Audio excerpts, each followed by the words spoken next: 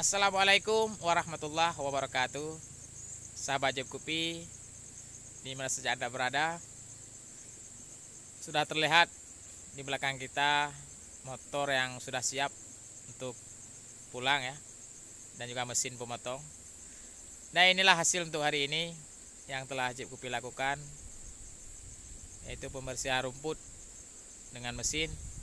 Kita tahu musim hujan masih terus berlangsung dan pertumbuhan rumput itu sudah sangat signifikan.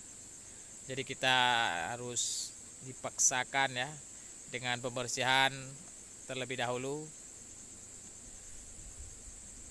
Bisa sahabat lihat yang terkejar hari ini ya, lumayan luas ya.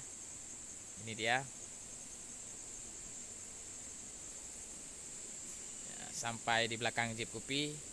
Ini akan kita langsungkan ataupun kita akan lanjutkan di hari-hari esok. Demikian untuk apa yang telah kita lakukan hari ini. Semoga teman-teman terus mencintai tanaman, yaitu dengan cara membersihkannya.